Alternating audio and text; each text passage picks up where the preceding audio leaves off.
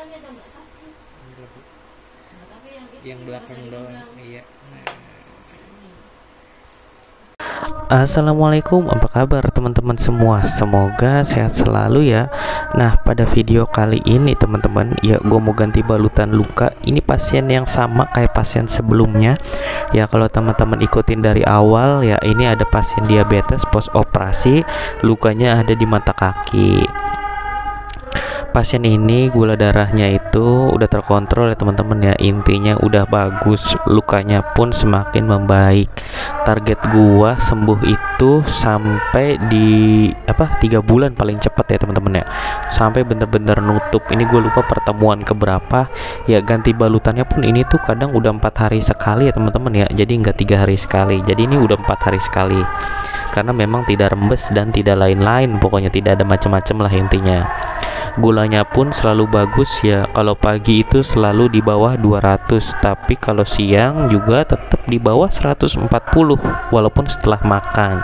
Pasien ini masih mengkonsumsi obat metformin 3 kali sehari dan malamnya dapat insulin teman-teman, seperti itu ya. Kalau teman-teman lihat epitelnya sudah semakin luas ya, yang belakang bahkan sudah mau udah jalan juga epitelnya, dan yang samping juga tinggal paling 1 cm. Nah ini gue cuci menggunakan sabun khusus cuci luka. Ini tuh nggak perih ya teman-teman ya. Ini sabun gue produksi sendiri. Buat teman-teman yang memang mau beli bisa hubungin gue langsung, tapi konsultasikan dulu lukanya seperti apa ya teman-teman ya. Nah ini gue cuci menggunakan air kemasan ya teman-teman ya, tidak menggunakan NaCl. Kenapa ya? Karena memang ini adalah luka bersih ya teman-teman ya, bukan luka steril. Kalau luka steril tuh luka yang dibuat di ruang operasi, misal usus buntu, misal jahitan sesar. Nah itu luka steril, itu wajib menggunakan prinsip steril. Ya memang luka ini tuh dibuat di kamar operasi, tapi ini tuh lukanya memang yang sudah bernanah dan ya udah pokoknya udah infeksi lah gitu kalau teman-teman lihat di video sebelumnya. Nah ini gue bersihin ya menggunakan sabun, gue gosok pakai kasa untuk area pinggir-pinggir lukanya ya teman-teman ya, supaya apa? Supaya kulit-kulit matinya tuh keangkat ya. Teman-teman bisa lihat itu hitam-hitam tuh kulit mati teman-teman, cuman belum keangkat seperti itu ya. Untuk lukanya ya gue sabunin langsung pakai gentle antiseptik. Kasarnya gentle antiseptik tuh gue sabunin terus gue gosok pakai tangan langsung seperti itu. Maksudnya tangannya harus tetap pakai handscoon ya teman-teman ya. Jangan nggak pakai handscoon walaupun keluarga sendiri.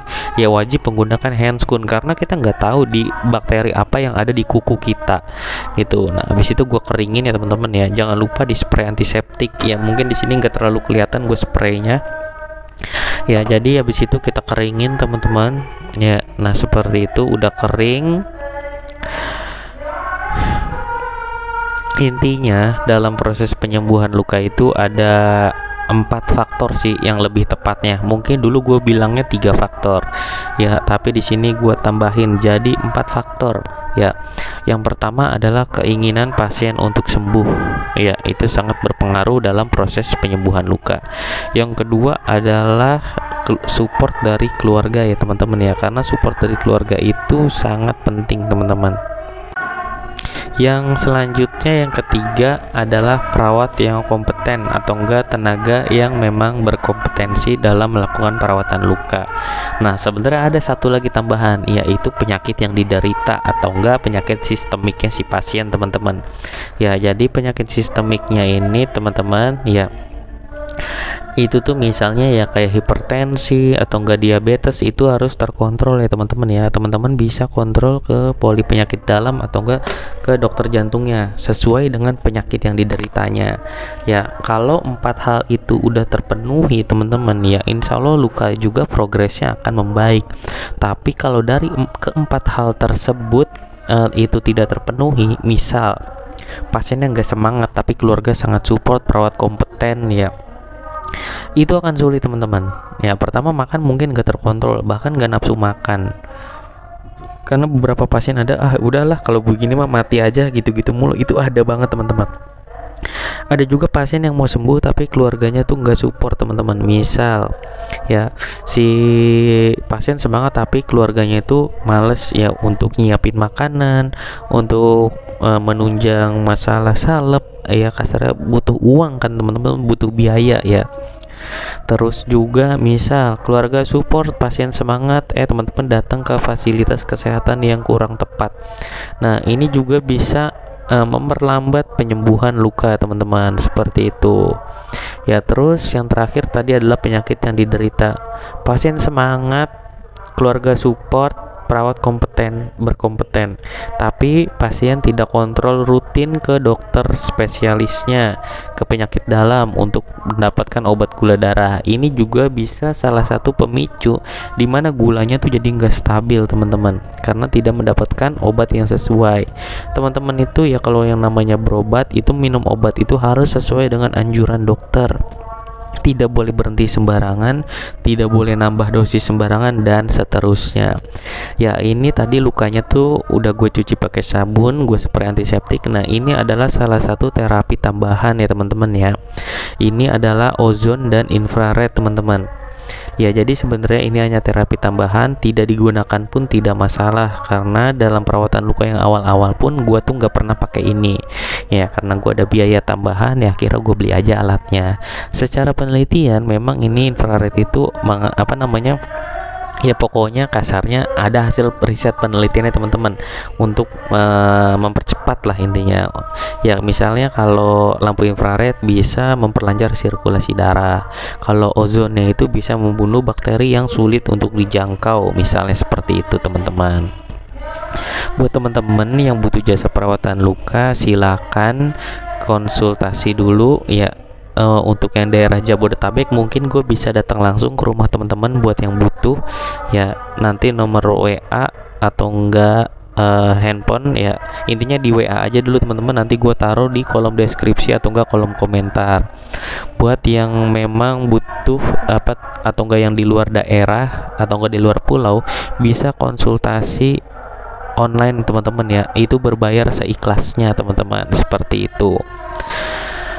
Banyak juga yang konsultasi online yang di luar pulau ya, walaupun orang awam itu lukanya sembuh dan membaik itu juga cukup lumayan banyak. Memang banyak videonya yang belum gue tampilin ya teman-teman. Insya Allah akan gue tampilin ya, karena bikin video itu butuh waktu ya teman-teman ya. Walaupun video gue ya cuman begini doang ya, karena gue ada kerjaan lain seperti itu teman-teman. Jadi kalau gue sempat ya gue bikin video ya. Biasanya gue tampilin video itu di hari Senin, Rabu, Jumat jam 5 subuh itu pasti tayang. Jadi udah gue jadwalin. Kayak video ini aja tuh videonya udah lama tapi baru gue tampilin hari ini karena udah gue jadwalin teman-teman, seperti itu ya. Tuh teman-teman bisa lihat ya, ini tuh moist banget ya. Luka intinya akan cepat sembuh kalau suasananya lembab, tidak kering, tidak basah. Kalau luka-luka masih awal-awal dirawat, apalagi banyak putih-putihnya, nanahnya banyak, biasanya sehari sekali itu udah bisa ganti balutan ya teman-teman ya, atau enggak 2 hari sekali ya. Jadi jarang yang bisa 3 hari sekali. Tapi kalau lukanya udah bagus seperti ini ya, ini tuh bisa gantinya per 3 sampai 4 hari sekali teman-teman ya. Tapi kalau teman-teman lakukan perawatan luka seperti di beberapa fasilitas kesehatan seperti rumah sakit yang memang melakukan perawatan luka metode konvensional ya, biasanya hanya dicuci NaCl terus dikasih madu, ada yang dikasih Supratul ya, itu memang harus setiap hari diganti ya teman-teman. Ya, abis itu ini gua tutup menggunakan kasa ya. Terus ada yang bilang, "Bang, kok lu pakai kasa mulu sih, nggak pernah pakai foam dressing?" Ya sebenarnya balutan luka itu ada banyak ya teman-teman ya. Ada orthopedic wall, ada hidrokoloid, ada foam dressing, ada kasa, ada crepe bandage, ada apalagi ya. Pokoknya ada banyak lah teman-teman. Ya sebenarnya itu disesuaikan aja dengan kemampuan ekonomi keluarga teman-teman. Intinya itu. Dan di masing-masing balutan tersebut pun ada fungsi-fungsinya teman-teman sebenarnya ya. Misal foam dressing tuh selain buat menutup, dia bisa ngeresep cairan, bisa juga untuk menekan adanya hipergranulasi dan seterusnya. Begitupun dengan balutan-balutan yang lain. Mungkin itu aja sih teman-teman video kali ini dari gua. Sampai ketemu lagi di video selanjutnya. Wassalamualaikum warahmatullahi wabarakatuh.